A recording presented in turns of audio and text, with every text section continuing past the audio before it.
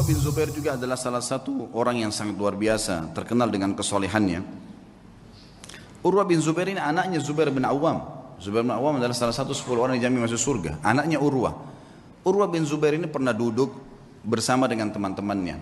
Ada Abdullah bin Zubair, saudaranya sendiri, ya, yang terkenal. Abdullah bin Zubair salah satu perawi hadis, ya, yang terkenal nanti sempat jadi khalifah beberapa saat. Kemudian ada Abdul Malik bin Marwan.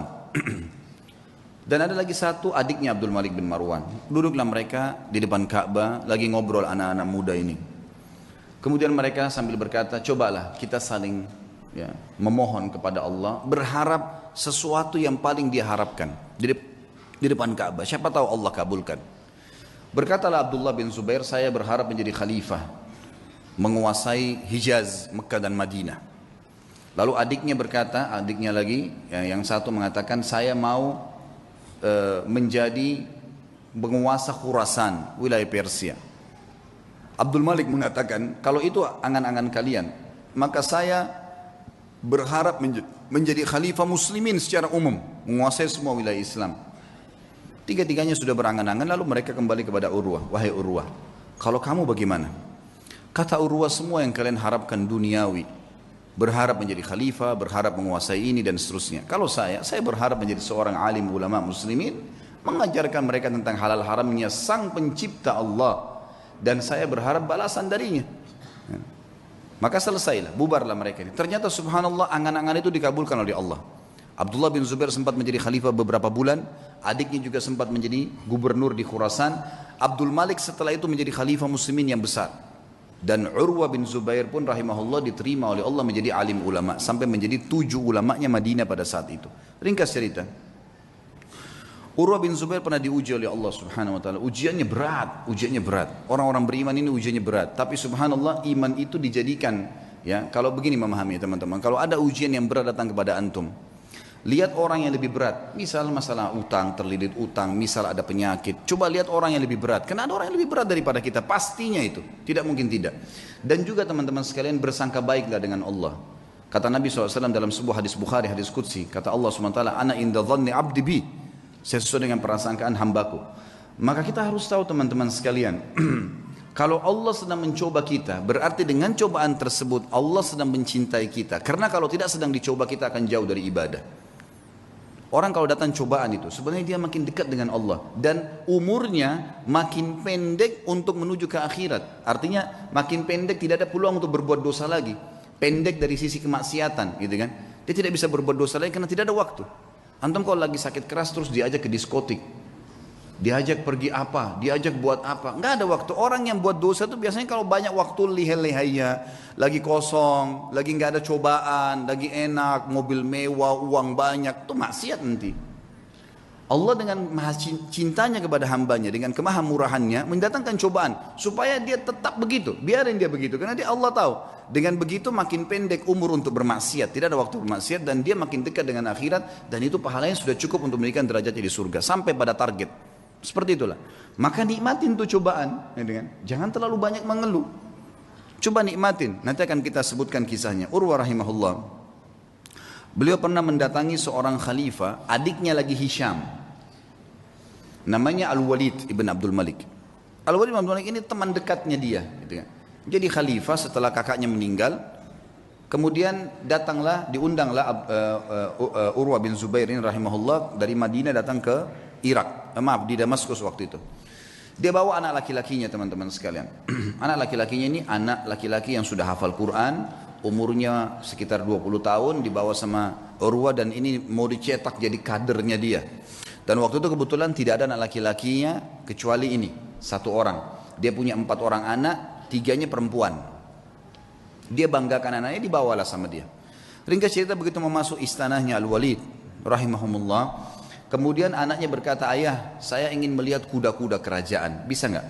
Oh ya silahkan, kata ayahnya, saya akan bertemu dengan Amir Mu'minin, ngobrol, kamu silahkan lihat. Dia lihatlah, lagi ngobrol nih Urwah bin Zubair sama Khalifah Al-Walid, lagi asyik ngobrol, tiba-tiba datang berita, seorang pengawal masuk ketakutan, tiba-tiba memotong pembicaraan khalifah. Dan ini adabnya pada saat itu, ada peraturan di kerajaan tidak boleh memotong pembicaraan khalifah kecuali penting sekali. Datang ketakutan dan akhirnya dia mengatakan, saya harus memotong pembicaraan Anda. Kata mereka, kata Al-Walid, kenapa kamu ini? Ada apa memotong pembicaraan saya? Sahabat saya baru datang terus tiba-tiba dipotong. Ada penting? Ada penyerangan musuh? Dia bilang, enggak Amir Mu'minin, ada penting tapi bukan penyerangan musuh. Anaknya Tuan Urwah mati. Tadi di kandang kuda, waktu dia lagi nonton kuda Anda, kuda kerajaan, saking asyiknya sampai kami sudah menahan tapi dia tetap mau mendekat. Ada satu ekor kuda mengangkat kakinya, menendang dadahnya, mati. Sekarang tergeletak mati. Kami bingung mau ngapain nih.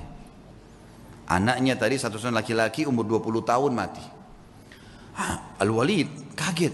Ini yang tendang kudanya dia. Mati di kerajaan dia. Tetap dia shock gitu kan. Tidak enak. Tapi subhanallah dia balik ke arah Urwah. Urwah senyum. Urwah senyum. Lalu Urwah mengatakan, Inna lillahi wa inna ilahi raji'un. Berikan jenazahnya biar saya yang urus. Dengan sangat tenang dia turun dari duduk tadi bersama khalifah, dia lihat jenazah anaknya, ditutup matanya, diuruslah jenazahnya sama dia, dimandikan. Kata perawi kisah ini, tidak ada setetes pun air mata yang jatuh dari matanya Urwah.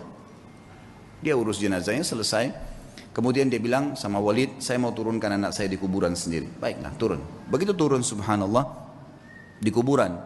Dalam kisah ini dikatakan ada satu penyakit teman-teman.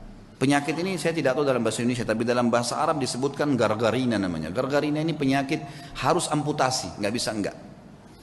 Kalau kena itu biasa ada di jenis-jenis tanah tertentu. Jadi orang turun tidak pakai sendal, di zaman dulu itu bisa kena dan itu tidak ada obatnya zaman dulu. Harus dipotong, dia membusuk tiba-tiba kakinya. Urwah rahimahullah begitu turun, taruh jenazah anaknya, begitu sudah keluar, pas keluar kakinya kena gargarina itu. Kena penyakit, tiba-tiba membusuk, ya kalau kita mungkin bonyok gitu ya, sudah mulai menghitam, tiba-tiba dalam sekejap.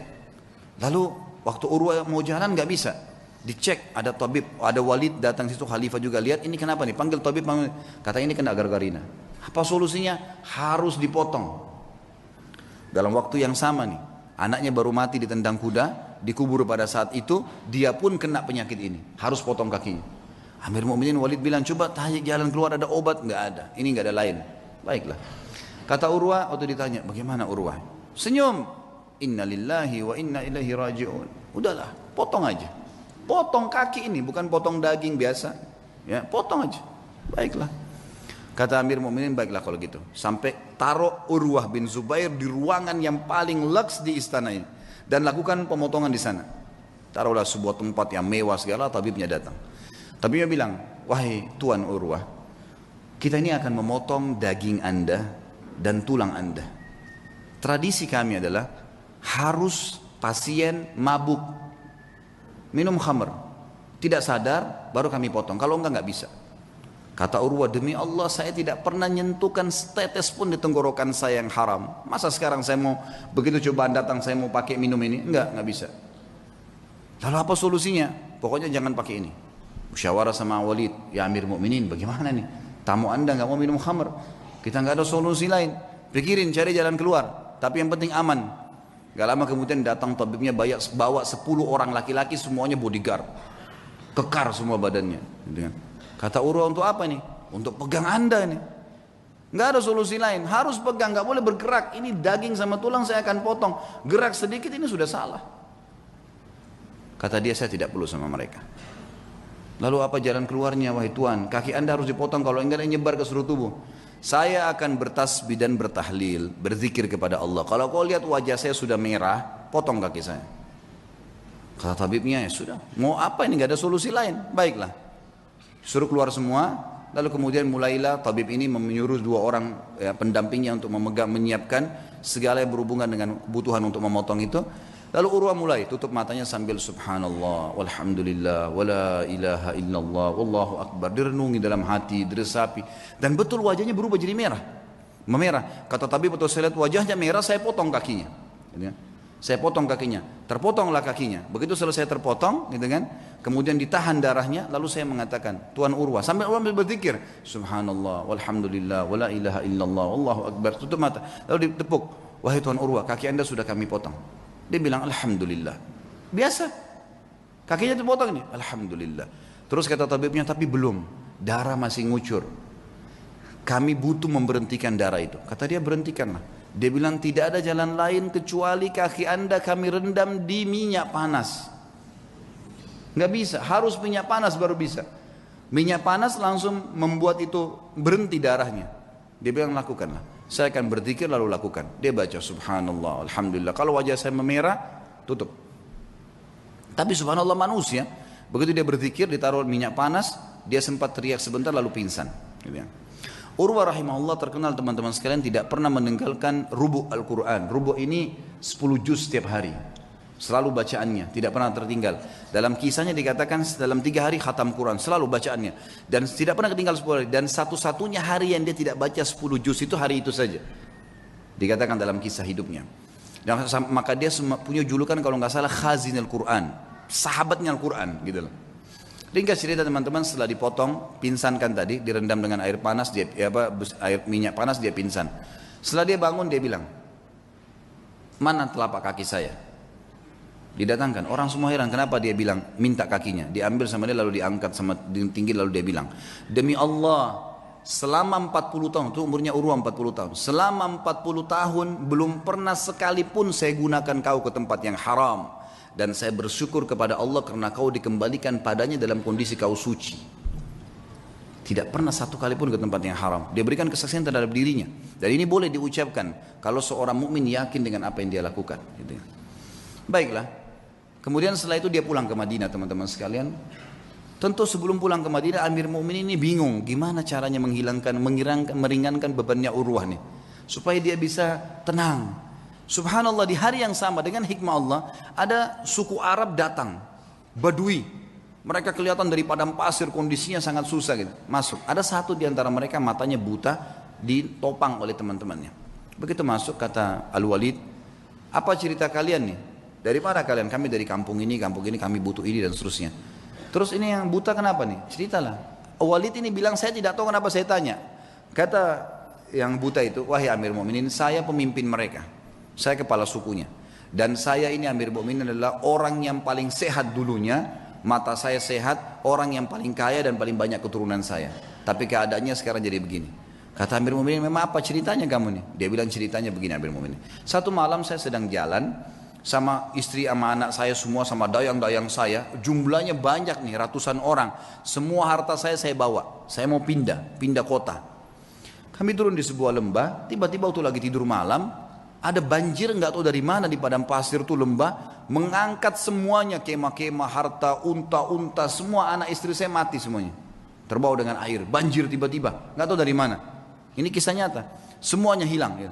Dia bilang saya pun menyelamatkan diri saya dengan bergelantung di sebuah pohon yang masih ada di situ saya pegang pada saat saya lagi pegang pohon itu saya melihat air sudah hilang gitu sudah mulai reda tinggal ada satu ekor unta yang terikat di tali tadi dan ada anak saya tergantung dengan bantal tidurnya itu di sebuah ranting pohon gitu. Maka saya pun turun melihat anak saya masih hidup, saya pun coba selamatkan dia. Saya biarkan anak saya itu kemudian saya kembali ke unta tadi ingin membuka talinya. Waktu saya ingin membuka talinya saya dengar anak saya menangis. Saya balik ternyata leher anak saya kepalanya sudah di mulut serigala. Dia bilang saya balik mau kejar udah nggak bisa. Anak saya sudah dibawa lari sama serigala itu. Maka saya cuma mau selamatkan diri saya sendiri. Begitu saya balik ke arah unta ini mengangkat kakinya dan menendang ke mata saya sehingga saya buta. Maka dalam satu malam Amir Mu'minin saya jadi orang yang buta, jadi sakit, anak istri saya hilang, harta saya semua habis. Kata Amir Mu'minin Al-Walid, alhamdulillah yang telah mengutus kamu datang ke sini. Berikan semua apa yang dia mau orang ini, penuhi semua kebutuhannya dan bawa dia kepada Urwah suruh ceritakan kisahnya. Diceritakan lagi kisahnya untuk meredam. Ya ternyata di atas Urwah masih ada yang lebih berat gitu. Urwah berterima kasih pada Walid, kemudian dia pulang ke Madinah. Waktu pulang ke Madinah, orang-orang semua pada datang nih. Sabarlah, beginilah, begitulah, dan seterusnya. Saya sebutkan dalam bahasa Arab ya. Kemudian pada saat orang banyak mengatakan kepadanya, sabarlah dan seterusnya, lalu dia mengatakan pada tamu-tamunya, la yakhluwannakum ma tarawun. Jangan sampai kalian merasa sedih dengan apa yang kalian lihat. Atau kalian mungkin menganggap ini sesuatu yang berat. Faqad wahaballahu azza wa jalli arba'a minal banin. Sesungguhnya Allah mengaruniakan saya 4 anak. Fa akhadha wahidan, dia mengambil 1, wa abqali 3 dan masih memberikan saya 3. falahul hamd, maka saya bersyukur dengan itu, dengan matinya anak saya. Wa a'tani arba' minal atraf, dan memberikan kepada saya 4, 2 tangan 2 kaki. Fa akhadha minhu wahidan, dan dia cuma ambil 1 saja. Wa abqali 3 falahul hamd, dia meninggalkan 3, saya bersyukur dengan itu. Kakinya dipotong bisa bersyukur, luar biasa ya.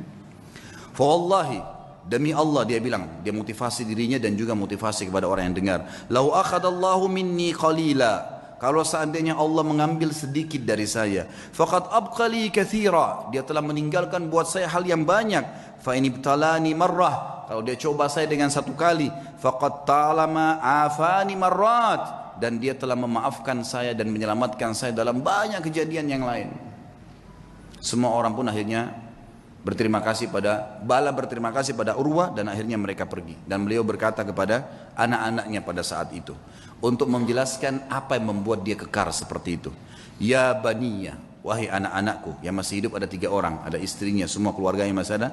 Ta'allamul ilm, belajarlah ilmu agama yang benar. Wa'tuhu haqqah, dan lowongkan waktu untuk itu, kasih haknya. Jangan cuma anggap remeh kapan ada waktu taklim, enggak. Lowongkan waktu, harus setiap hari dengar ilmu. Innakum in takunu sighara qaumin, kalau seandainya hari ini kalian menjadi orang yang kecil, fa'asallahu an yaj'alakum bil ilmi kubara'al qaum, maka satu waktu pasti Allah jadikan kalian orang yang besar karena ilmu itu.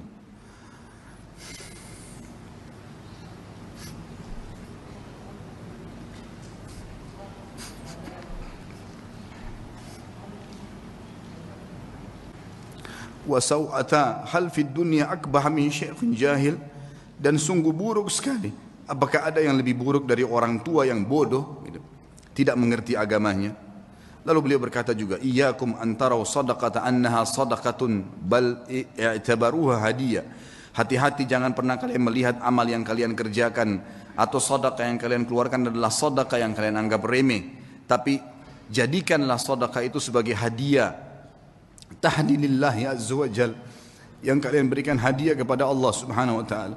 Wala yahdiyanna ahadukum lillah, dan janganlah kalian memberikan hadiah sesuatu untuk Allah. Yastahi an yahdiyahu li azizil qaum, yang dia malu untuk memberikan kepada terhormatnya kaum atau pejabatnya satu kaum. Fa inna Allah azza wa jalla azzu wa akramul kurama, karena Allah itu adalah zat yang paling pantas untuk dimuliakan, dan dia adalah zat yang paling layak dan paling pantas untuk memberikan balasan yang lebih mulia.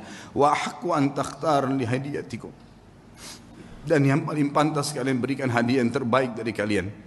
Kemudian beliau mengatakan, ya baniya, wahai anak-anakku, idza ra'aitum min rajulin fi'latal khair, kalau kalian melihat dari seseorang perbuatan baik darinya, fa'ammilu bihi khaira, maka pasti jadikan orang itu baik, sangka baiklah kepada orang itu. Wa in kana fi nadarin nasi rajulus su', walaupun dia di mata orang dianggap buruk, fa innalaha akhwatun amsalihah, karena perbuatan baiknya itu pasti punya saudara-saudara kebaikan yang lain. Wa idza ra'aitum min rajulin fi'latal syarr, kalau kalian melihat perbuatan buruk dari seseorang, laki-laki atau seseorang, fahdharuhu, hati-hatilah dari orang itu. Wa in kana fi nadharin nasi rajulun khair, walaupun di mata manusia dia adalah orang yang baik. Fa innalaha akhwatun amsalihah, karena perbuatan buruk itu punya saudara-saudara yang ikut dengannya. Wa'lamu, ketahuilah, annal hasanati tadullu ala akhawatiha, bahwasanya semua kebaikan-kebaikan akan mendatangkan saudara-saudaranya. Wa annas sayyiati tadullu ala akhawatiha, dan seluruh dosa-dosa juga memiliki saudara-saudaranya.